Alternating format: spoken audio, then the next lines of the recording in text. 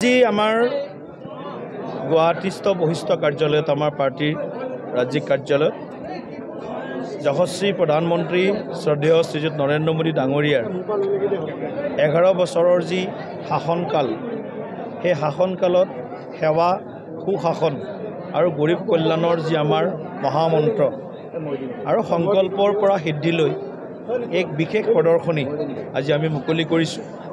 মাননীয় ৰাজ্যসভাৰ সাংসদ ভুৱনেশ্বৰ কলিতা ডাঙৰীয়া, দিছপুৰ সমষ্টিৰ মাননীয় বিধায়ক অতুল বৰা ডাঙৰীয়া, আমাৰ জিলা সমিতিৰ সন্মানীয় সভাপতি তপন দাস ডাঙৰীয়া প্ৰমুখ্যে আমাৰ দলৰ জ্যেষ্ঠ নেতাসকলৰ উপস্থিতিত আমি আচলতে বিগত 11 বছৰ আমাৰ সফলতাৰ কিদৰে আমি লাভ কৰিছোঁ, একেবাৰে পিছপৰা শ্ৰেণীৰ পৰা আৰম্ভ কৰি নিম্ন মধ্যবিত্ত শ্ৰেণীলৈকে আৰু সমাজৰ আটাইতকৈ যিটো কোৱা হয় মাৰ্জিনেলাইজ ছেকশ্যন অফ দি ছ'চাইটি, আটাইতকৈ দুৰ্বল পিছপৰা শ্ৰেণীটোকো কেনেদৰে আমি আগবঢ়াই লৈ যোৱাৰ বাবে চেষ্টা কৰিছোঁ, তাৰ প্ৰতিফলন, তাৰ সুন্দৰ নিদৰ্শন আমি এই প্ৰদৰ্শনীৰ জৰিয়তে আমি উপলব্ধি কৰিবলৈ সক্ষম হৈছোঁ। যুৱ শক্তিৰ উত্থান, মহিলা শক্তিৰ উত্থান, মহিলাৰ সবলীকৰণ, যুৱ শক্তিৰ সবলীকৰণ, কৃষক অন্নদাতা শক্তিৰ সবলীকৰণ, দিব্যাংগ শক্তিৰ সবলীকৰণলৈকে শিক্ষা স্বাস্থ্যৰ পৰা আৰম্ভ কৰি বিজ্ঞান প্ৰযুক্তিবিদ্যা সকলো ক্ষেত্ৰত মোদী ডাঙৰীয়াৰ নেতৃত্বত এক অভূতপূৰ্ব ঈৰ্ষণীয় এক সফলতা আমি লাভ কৰিছোঁ। বিশ্বৰ চতুৰ্থখন আজি সৰ্ববৃহৎ অৰ্থনীতি হিচাপে ভাৰতবৰ্ষই আজি স্বীকৃতি লাভ কৰিছে। $4 ট্ৰিলিয়ন ইকনমি আজি ভাৰতবৰ্ষই চুবলৈ সক্ষম হৈছে আৰু আমি আশা কৰিছোঁ এই বছৰৰ ভিতৰতে আমি বিশ্বৰ তৃতীয়টো সৰ্ববৃহৎ অৰ্থনীতি হিচাপে আমি স্বীকৃতি লাভ কৰিম। বিশ্বৰ যিটো সময়ত বিভিন্ন দেশত অৰ্থনীতিয়ে মন্দাৱস্থাৰ পিনে গতি কৰিছিল বা গতি কৰি আছে কিছুমান দেশত এতিয়াও, সেই সময়ত আমাৰ অৰ্থনীতি স্থিৰ আৰু বিকাশমুখী হৈ আছে।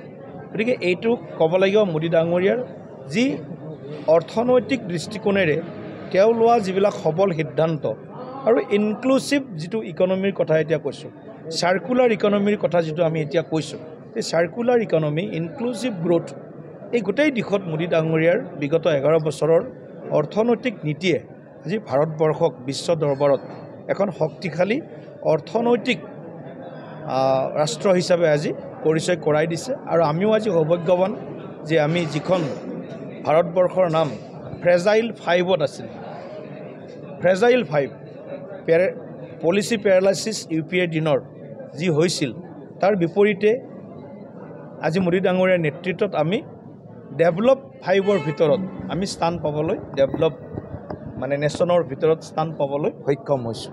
গতিকে এনেদৰে আজি আমাৰ সমগ্ৰ দেশখন কাশ্মীৰৰ পৰা কন্যাকুমাৰী, গুজৰাটৰ পৰা উত্তৰ পূবলৈকে এই যিটো বিকাশৰ দুৰন্ত গতি, আৰু আচলতে আটাইতকৈ ডাঙৰ যদি আমি আৰু এটা সফলতা আমি ক'বলৈ যাওঁ যে 34 কোটি লোক, 34 crores যিসকল লোক BPL বিলো পভাৰ্টি লাইনত আছিল, দৰিদ্ৰ সীমাৰেখাৰ তলত আছিল, আৰু শেহতীয়াভাৱে যিটো ৱৰ্ল্ড বেংকৰ তথ্য 27.1% total population BPL, under BPL আছিলে, আৰু আজি 11 বছৰত সেই সংখ্যা নিম্নগামী হৈছে, অনলি 5.3লৈকে নামিছে, মাত্ৰ 5.3% লৈ নামিছে। গতিকে সংখ্যাৰ হিচাপত যদি আমি চাবলৈ যাওঁ, ভাৰতবৰ্ষৰ টোটেল জনসংখ্যাৰ 34 কোটি লোক, 34 crore লোক এতিয়া আজি